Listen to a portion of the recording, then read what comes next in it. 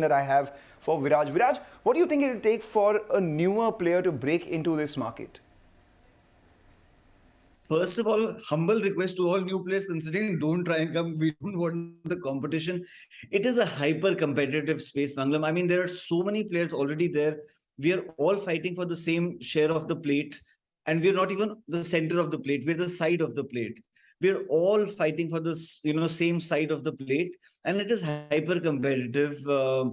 If I had to give you, let me think of Viva as a newcomer in the ketchup space. We've just entered the ketchup space. Now, how do we take on the giants already there? So what we have done, as you know, I'm a really proud Indian. And what we have done is we said that it cannot take 75 years of post-independent India to. So we were actually the first Indian company to launch preservative-free tomato ketchup in the market. So what we have done is we are saying we will come in via a niche. We'll price ourselves as per market standards, but we are bringing India's first preservative-free tomato ketchup to the market. We've brought in, to the best of my knowledge, India's first sugar-free tomato ketchup also. So anybody who's wanting to come into the sauce space, if they want to compete with us today, they will have to, come via innovation. They'll have to do something which we are not doing, and that's the only way to enter. What do you think, Mikhail? Do you concur as a new player?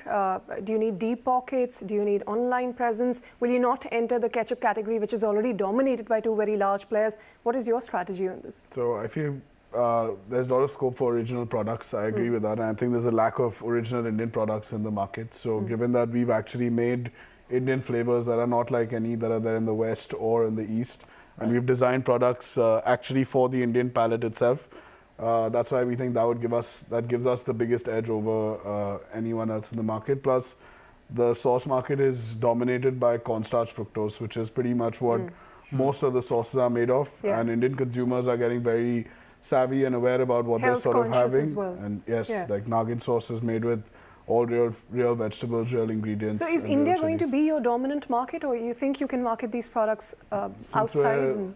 Since we're the first Indian hot sauce, we want to establish ourselves here as well, but we're in 6 other countries now, and this is all from interest from their side to actually connect with Indian products. And you say local Indian flavors, etc., it's not all hot, or are you looking at the hot sauce space itself? So we're looking at Indian spices, so not necessarily spicy. Our new product, the 65, is pretty mild, inspired from Tamil Nadu. So all our products are deep-rooted in Indian nostalgia. So something that's familiar to Indians, but like the most advanced version of it. And is it going to be only sauces, or? No, we plan to go across a range of products, sauces. We're doing a range of cooking sauces as well coming up. We have condiments. We have a spice mix range, which is out soon, and some more that I can't name right now. Chutneys and pickles? Hot sauce is an advanced version of chutney anyway, so it's not that far. Let's talk about the ketchup market in India itself. It's dominated by 2 large players and a very long tail. Between HUL's Kissan and Nestlé's Maggi lies almost 90% of the market, and then you have the others, Cremicas, Vibas of the world. The non-tomato ketchup space, that is the sauces space, again has 2 large dominant players. Viva and Fun Foods account for almost 80% of the share.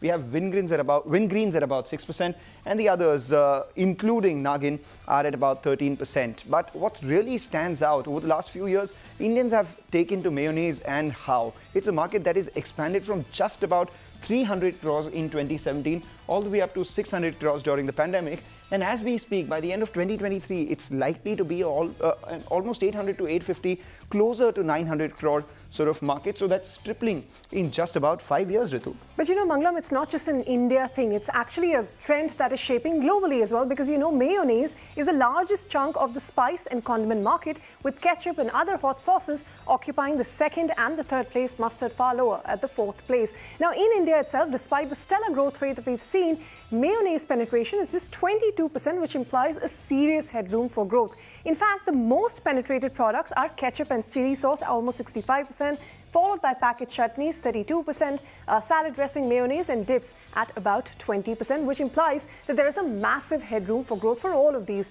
Now, Viraj, let me come to you on that note. What is the growth opportunity you see for sauces in India? And is Viva looking to penetrate other categories like we were asking Mikhail as well? I think Viva now, with our distribution might of more than 650 towns, much more than 100,000 outlets where we are available. Today we are not going deeper because we don't have the product range. So tomorrow, hypothetically speaking, if we, let's say, launch a biscuit, our distribution is already reaching to, let's say, in your locality, if there are 10 shops, we are only giving the Southwest Chipotle to three out of those 10 because the other 7 can't carry it.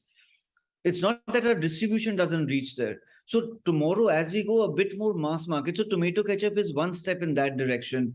Because now from 3 out of the 10 shops in your locality, we might be able to go to 6 out of the 10. So that is how we plan to now increase our distribution and depth in that particular retailer. So yes, in our story, our aim is to launch, I can't tell you the categories right now, but our aim is to launch 2-3 new categories over the next 3 years and take Viva deeper. As we're getting scale, now it makes sense to do something which is slightly more, for example, ketchup. It is obviously much more widely accepted than the sauces that we've been doing earlier.